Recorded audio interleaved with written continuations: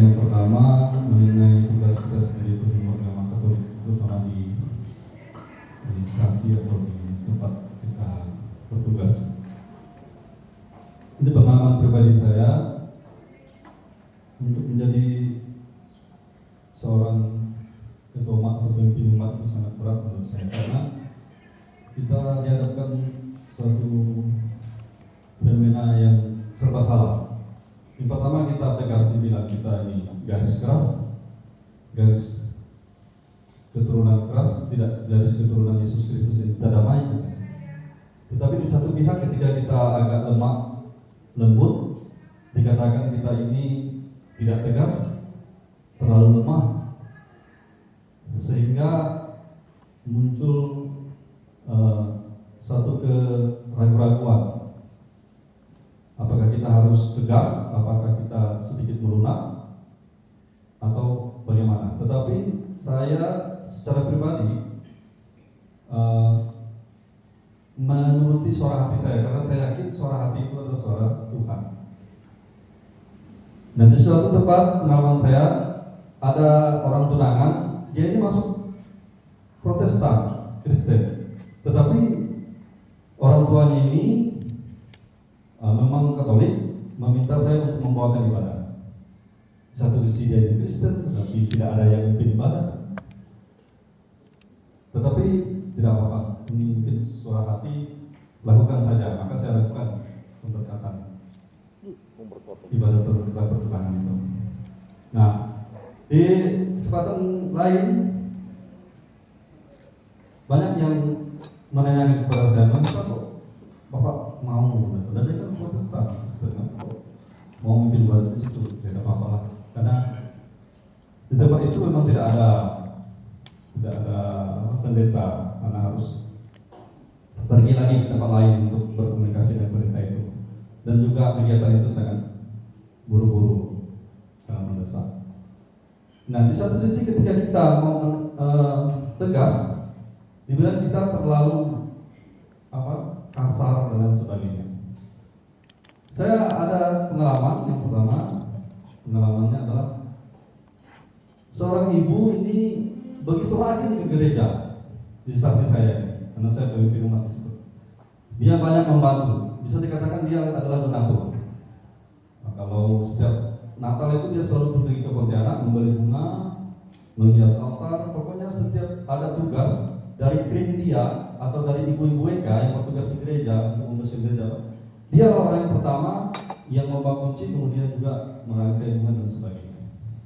Tetapi suaminya ini tidak pernah ke gereja, tetapi dia sering membantu. Kebetulan suaminya ini bos perang sawit, Nah, kemudian dia sering membantu kegiatan-kegiatan di gereja, tetapi tidak pernah pergi ke gereja. Kemudian ibu ini dengan polosnya pernah bercerita bahwa dia itu sering mimpi nomor. Sering mimpi nomor, disuruh suaminya ini masak, kena. Berapa kali kena katanya. Dia begitu santai ngomong saya mau mengatakan ini tidak boleh. Ya, juga karena pernah di suatu kasus hal yang sama saya katakan seperti itu. Ketika suaminya tidak pernah ke gereja, saya bergurau, bahasa berguraunya sekali-kali adalah suami di gereja. Mungkin dia pernah bercerita bahwa pernah berusaha untuk membawa suami ke gereja, tapi tidak mau, karena saya merasa sebagai istri yang gagal, seperti itu.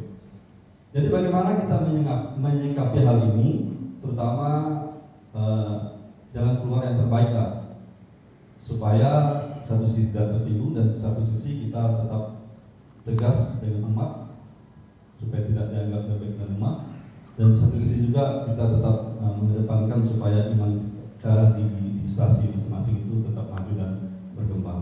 Kemudian yang kedua, satu lagi, ada seorang ibu datang kepada saya bertanya, "Pak, Yesus Kristus itu kan mengajarkan cinta kasih, saling mengampuni. Tetapi ada di ayat yang saya baca bahwa ada segala dosa diampuni, tetapi memuja Roh Kudus itu tidak diampuni. Mengapa hal itu tidak bisa diampuni, Pak?" Kemudian juga apa contohnya memuja Roh Kudus ini? Wah, ibu ini pagi-pagi udah membawa makanan berat dalam hati saya. Tidak saya katakan. Saya kemudian bingung mengatakan gimana ya cara menjawabnya ya. Mungkin begini Bu, analoginya saya katakan. Ini sejauh yang saya pahami, mungkin pastor bisa meluruskan apa yang saya katakan. Ibu datang ke sini, mungkin Roh Kudus lah yang membimbing ibu datang ke tempat saya untuk mencari kebenaran. Kemudian orang yang sudah memeluk agama Katolik tetapi murtad. Kemudian ada misalnya saya orang Islam melihat di media sosial itu mengatakan bahwa Yesus adalah satu-satunya sumber keselamatan. Dia mencoba untuk membuka dan membaca itu, tetapi dia tidak percaya hal itu. Nah, mungkin Roh Kudus membimbing dia membuka media sosial itu, membaca bahwa Yesus adalah sumber keselamatan itu. Mungkin Roh Kudus yang membimbingnya untuk membuka hal itu. Tetapi karena dia tidak percaya dan tidak mau, kemudian dia tidak menggubrisnya lagi. Nah, itulah mungkin salah satu contoh menghujat Roh Kudus, menyangkal Yesus, tidak beriman kepada Yesus. Saya katakan seperti itu. Mungkin kalau bahasa saya salah, silakan diluruskan. Nah, mungkin seperti itu, Romo. Terima kasih. Baik, terima kasih. 3 pertanyaan sudah cukup ya. Ini 7 ya menanya ya, masing-masing A, B, C, D, E. Luar biasa. Tapi tidak saya jawab semua. Gini, kalau menurut saya, setiap orang itu kayak punya rezekinya sendiri-sendiri. Ya. Dan saya yakin, tergantung kita sendiri mau apa dengan itu. Kalau kita mau setting tujuan kita, saya mau ini, Tuhan akan memberikan juga tujuan. Jangan tunggu pastornya posisi saya apa, tapi apa yang bisa saya kerjakan, memaksimalkan dengan hidup saya. Saya tidak menunggu uskup untuk mengatakan ini boleh, ini tidak. Singkat. SMP saya bergabung dengan kelompok tumbuh bersama. Kelompok tumbuh bersama ini sebetulnya banyak orang Protestannya, tetapi dimulai di Balai Kota Kediri. Salah satu kegiatan yang disediakan bersama-sama namanya pelatihan konseling sebaya. SMP kelas 1. Saya tidak merencanakan bahwa nanti SMP kelas 1 dulu tahun 89. Saya tidak pernah merencanakan Bapak Ibu tahun 2016 saya belajar ke Amerika nanti belajar di mendevelopment. Tidak pernah saya. Tetapi ketika di Amerika saya bercerita bahwa tahun 89 saya belajar yang namanya peers counseling. Dosen saya ada kaget. Di Indonesia ada peers counseling. Iya, counseling sebaya. Nah, kemudian refleksinya adalah, nah bagaimana kita mau mensyukuri rahmat itu tergantung syukur kita. Nah, bagaimana kita menghadapi ya, paling banyak kesurupan yang saya tangani itu 250.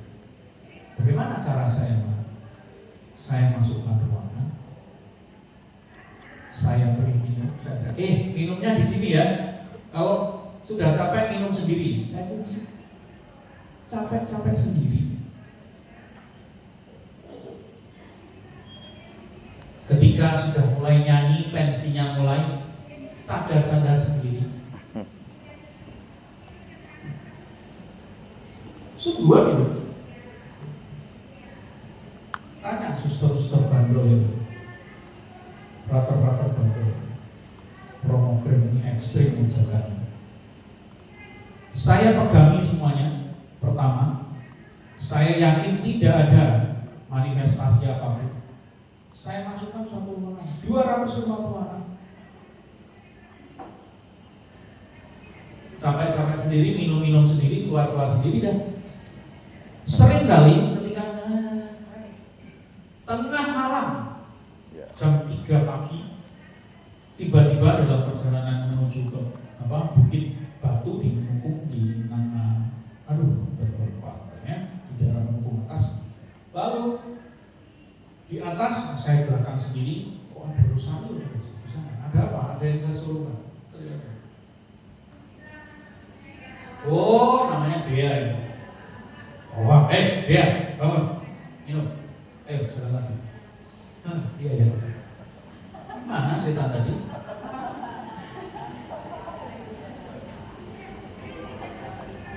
Sumbernya seringkali psikologisme itu karena kita sendiri aja. Sumbernya. Ibu bapak berdoa kan? Ibu bapak punya rosario yang sudah diberkati loh. Ibu bapak paling tidak seminggu yang lalu misa kan? Sudah. Berkat rahmat sakramen itu juga ada. Dibaptis kan? Karena sudah. Yakin imanmu menyelamatkan. Selesai. Kesurupan yang paling hebat yang saya alami, yang saya hadapi ketika zaman saya seekor bater, Romo Gani sedang pergi di Menukung. Ini ada yang dari Menukung. Dulu ada Romo Gani yang tinggal di sana. Saya di asrama. Kewojokan ini orang. Saya yakin ini ada setannya. Terbang-terbang. Wah, bagaimana saya? Sudah, tabernakel saya buka, saya berdoa Bapa kami, saya letakkan ini terbang itu. Saya tidak bisa mengendalikan dia. Berapa orang itu? Tetap hilang. Saya yakin tubuh Kristus ini sungguh-sungguh. Nah, inilah yang kemudian kalau bagi saya lalu menjadi kekuatan. Lalu bagaimana? Ini saya render saja acak. Bagaimana menghujat Roh Kudus? Imanmu menyelamatkan. Tetapi bagaimana? Kok gampang khawatir? Jangan-jangan itu juga membutuhkan Roh Kudus. Khawatir, gampang mencela orang. Kita ini kan utamanya satu lagi, satu kudus Katolik Apostolik. Belum kita sudah merasa kudus. Belum satu lagi. Kita satu keluarga Bapak. Sungguhan dalam. Nah, apa yang menceraikan, apa yang membuat kita tidak bersatu? Disitulah Paulus berkata, mari saling meregahkan diri satu sama lain. Apa yang merawat cinta? Ayo, yang sudah menikah. Apa sih yang merawat cinta? Gombal. Kepercayaan gampang. Apa? Jelas itu loh. Korintus itu hormat, menghormati. Sungguhan. Hormat menghormati satu sama lain. Respect. Ibu menghargai ayah. Ayah menghargai mertua, mertua menghargai menantunya. Bisa nggak merawat cinta itu? Kita juga begitu di dalam di dalam persekutuan, di dalam umat juga begitu. Bisa juga kemudian istilahnya dibongkar temboknya pada lintas iman tadi. Kita bisa loh mendoakan siapapun dalam Tuhan. Saya misal di kedua, ya, tetangga saya datang mengatakan tetangga saya ini dulu lalu kemudian bisa. Saya tidak bisa mendoakan bapak saya. Oh, saya bisa sini, nama lengkapnya siapa? Kami doakan. Beres. Nah, inilah yang menjadi kasih. Bukan berarti kita lemah. No. Saya juga bisa cerdas, tetapi kasih kita satu keluarga. Keluarga itu justru utamanya ketika bapak mengatakan pintunya ditutup ya, sudah jam 10 loh. Tutup. Lalu kemudian juga berani mengatakan sesuatu. Jangan lo ya, jangan ke sana lo ya. Jangan main kolok-kolok loh ya. Enggak kok mau belanja sendal. Ini ketika saya bersama dengan 5 anak asrama, ya, turning dengan anak-anak itu di dalam Serawai sana, ke arah Tahai, Hara, naik sebelum Ambalok. Nah, ada satu anak bersama dengan ini, saya mau beli sendal, promo, oh ya, sendal itu apa? Putus, oh ya, selalu jam, 2 jam, 3 jam, dan datang. Khawatir loh saya sendiri datang. Ada keramaian apa di situ? Ini anak jongkok kebun binatang itu. Ibadat ya. Ketika dia menang saya ambil. Ayo pulang. Ini kok mau beli sendal. Beli sendal. Setiap kali perjalanan itu saya cerita. Ada anak SMP Bukit Raya main kolok-kolok. Kita harus mengatakan itu. Bapaknya saya beritahu, bapaknya kalau sekolah SMA, Rawai. Kadang-kadang kita juga harus berani mengatakan sesuatu. Nah, tadi kita juga namanya setting tone, moral. Kita harus katakan. Tetap dalam kerangka kasih, tetapi juga tidak dalam rangka untuk semuanya serba boleh. Tidak juga. Ibu bapak, saya mengucap syukur, sungguh-sungguh bersyukur. Inilah kekayaan gereja kita. Setiap kita. Nah, bayangkan kalau pertemuan semacam ini menjadi kekuatan bagi kita untuk bergandeng tangan. Siapa tahu kita bisa bekerja sama. Melalui dengan pakaian. Kapan-kapan bisa kunjungan. Susah sekali cari jodoh Katolik. Gombal 4.500 ini, masuk gak ada yang 1 orang pun.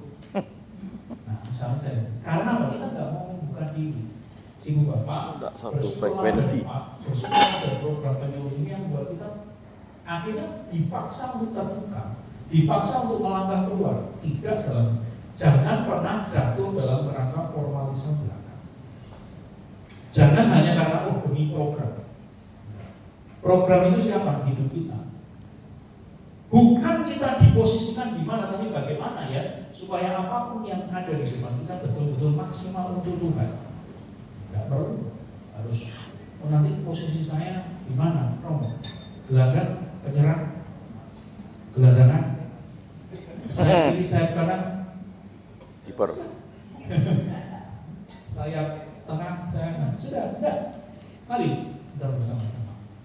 Nah, semoga juga pengalaman ini menjadi pengalaman rohani bagi kita. Jangan-jangan memang kita perlu menguatkan diri dalam Tuhan. Jangan-jangan kita memang perlu membuatkan para pastor. Kita menuntut, tetapi kapan kita berdoa untuk mereka? Kapan kita berdoa untuk panggilan? Kapan kita berdoa untuk diri kita sendiri supaya kita juga bisa membantu pastor di tempat kita? Misalnya begitu. Ketika saya kecil, saya melihat ada Romo Rossi, namanya Emilio Rossi CM. Saya kok ingin ya jadi pastor kayak begitu ya. Lalu saya ngomong sama ibu saya, Bu, aku ingin ya jadi pastor seperti itu. Susah nggak ya jadi pastor? Ya, dari pastor itu ya kamu harus rajin. Ibu saya selalu katanya kamu mau jadi pastor kok nggak mengerjakan PR. Kemudian ya saya ketika saya SMA, saya nggak kenal, sudah pacaran kok, ya sudah, nggak ingat. Tetapi justru ketika saya sudah bekerja jadi guru, mau pengen jadi imam lagi ya, bro, ada ya? Nah, ibu bapak, kita memang harus mendoakan supaya banyak panggilan di sekitar kita. Tidak hanya menjadi imam, menjadi suster, menjadi pendeta, juga menjadi pelayan-pelayan umat yang baik. Karena apa? Tetap ada imam, ada suster, ada pendeta, tetapi juga harus ada pemimpin umat yang mau melayani orang lain. Ini menjadi persoalan di dalam masyarakat kita. Yang mau melayani, itu mencari amplop. Yang lain. Akhirnya apa? Yang mau berkorban, ya kehilangan rohnya. Nah, tetapi kalau kita berdoa supaya banyak orang, maka kami di Keluarga Kudus Pontianak berdoa perpetual novena abadi pada Pasca, supaya banyak orang muda mau melayani, jadi imam, jadi suster, jadi bruder, jadi pelayan masyarakat yang baik. Itu persoalan kita, keterlibatan konkret, tidak yang ini tidak menunggu orang lain. Nah, semoga ini juga jadi kekuatan bagi gereja dimanapun Bapak Ibu berada, sekolah di mana Bapak Ibu mengajar, menjadi inspirasi bagi kehidupan. Sekali lagi saya mengucapkan terima kasih juga untuk hal-hal yang tidak berkenan saya mohon maaf. Kalau Ibu Bapak ingin mendalami teks itu, saya punya beberapa buku, bahkan yang terbaru itu ada satu buku yang menarik sekali sebetulnya. Saya bawa, namanya Pengenalan Diri. Ini Romo Teguh Ukaron. Bukunya itu kalau menurut saya ini mungkin bagi orang lain tidak menarik, tapi pasti ini menarik bagi Ibu Bapak sekalian. Karena judulnya Psikologi Pengenalan Diri. Isinya sebetulnya psikologi hidup rohani untuk guru, untuk kepala sekolah. Ini belum banyak yang tahu ada buku ini. Saya paksa Romo Teguh. Mari kita doa. Dalam nama Bapa dan Putra dan Roh Kudus, amin. Maria diberitakan oleh malaikat Tuhan, Maka ia mengandung dari Roh Kudus. Salam Maria, penuh rahmat Tuhan sertamu. Terpujilah engkau di antara wanita, dan terpujilah buah tubuhmu Yesus. Santa Maria Bunda Allah, doakanlah kami yang berdosa ini, sekarang dan waktu kami mati. Amin. aku ini hamba Tuhan. Terjadilah padaku menurut perkataanmu. Salam Maria, penuh rahmat Tuhan sertamu. Terpujilah engkau di antara wanita, dan terpujilah buah tubuhmu Yesus. Santa Maria Bunda Allah, doakanlah kami yang berdosa ini, sekarang dan waktu kami mati. Amin. Sang Sabda telah menjadi manusia Dan tinggal di antara kita. Salam Maria, penuh rahmat Tuhan sertamu. Terpujilah engkau di antara wanita, dan terpujilah buah tubuhmu Yesus. Santa Maria Bunda Allah, doakanlah kami yang berdosa ini, sekarang dan waktu kami mati. Amin. Doakanlah kami ya Santa Bunda Allah, Supaya pantaslah kami menikmati janji Kristus. marilah berdoa. Ya Tuhan, karena kabar malaikat kami mengetahui bahwa Yesus Kristus Putramu menjadi manusia. Kami mohon curahkanlah rahmat-Mu ke dalam hati kami, supaya berkat sengsara dan salibnya kami dibawa kepada kebangkitan yang mulia oleh Kristus Tuhan kami. Amin. Amin. Buku ini saya dapatkan dari Romo Teguh. Dia ada buku ditumpuk-tumpuk begitu itu apa? Oh, saya baru bikin buku di ini masih dicetak. Saya mau beli sekarang. Ini belum ini. Enggak, saya mau beli sekarang. Sebelum saya berangkat ke Pontianak 2022. Nah, ini bisa jadi bekal. Ini kumpulan dari banyak hal, ya, ajaran kunci positif, konseling naratif, pesan kunci dan sebagainya, macam-macam. Dari sangat Katolik. Makanya saya, benar ya, ini pas kalau misalnya kita. Nanti akan ada jurusan baru masyarakat, konseling. Saya harap itu juga bisa menjadi salah satu alternatif dari misalnya kelanjutan S2 dan sebagainya. Itu bisa menjadi alternatif bagi kita. Di Amerika, jurusan pendidikan itu sekarang kadang-kadang disempurnakan, tidak lagi menjadi pendidikan murni, tapi selalu diberi psikologi. Misalnya saya itu sebetulnya psikologi pendidikan, tetapi kemudian diberi muatan psikologi, misalnya human development. Gitu. Jadi muatan psikologinya lebih banyak daripada ilmu mengajarnya, didaktiknya. Karena disadari bahwa ilmu psikologi memahami manusia inilah yang sebetulnya jadi kunci untuk misalnya pengajaran, misalnya katekese, misalnya pastoral. Itu saja yang bisa saya sampaikan. Terima kasih untuk kesempatan yang diberikan kepada saya. Sekali lagi selamat salam untuk pastor paroki dan siapapun di rumah, keluarga. Jadi berkat bagi kita semua untuk malam siang hari ini. Terima kasih. Terima kasih Bapak. Konseling pastoral menyasar berbagai macam profesi manusia dan mewujud dalam bentuk terapi konstruktif terhadap bangunan spiritualitas, serentak juga memasuki ruang refleksi moral. Bedah kasus ini menggunakan pemaknaan nilai dan refleksi sebagai basis pastoral konseling. Manusia mulai menyempurnakan diri dalam Tuhan dan kehidupan lewat nilai berharga dan refleksinya. Maka manusia mengenali visi mereka tentang kehidupan yang baik. Dasar nilai dan refleksi moral menjadi pijakan bedah kasus konseling pastoral. Konseling pastoral berakar dari kitab suci. Marilah kepadaku semua yang letih lesu dan berbeban berat, aku akan memberi kelegaan kepadamu. Matius 11:28. Undangan Yesus yang begitu manis ditujukan kepada semua orang yang letih lesu dan berbeban berat oleh persoalan hidup serta beban dosa mereka sendiri.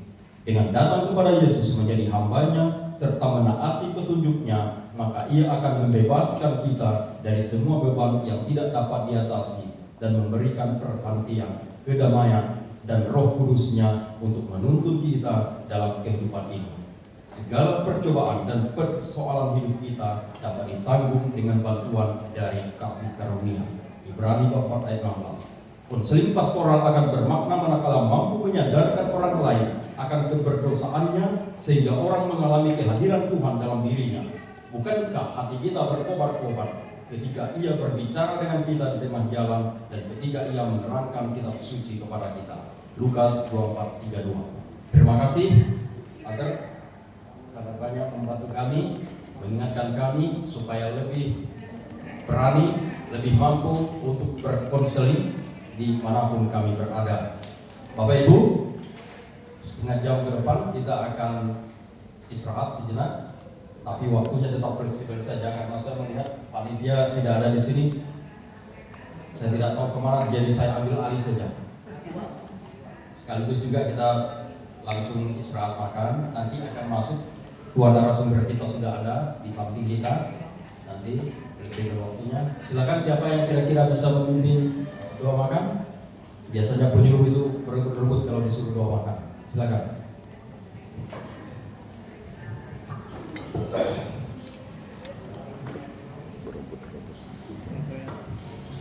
Baik, marilah kita berdoa dalam nama Bapa dan Putra dan Roh Dalam nama Kudus. Bapa. Amin. Tuhan, terima kasih atas waktu dan kesempatan dari pagi hingga siang hari ini. Pada hari ini kami para penyuluh telah mendapatkan materi tentang konseling pastoral.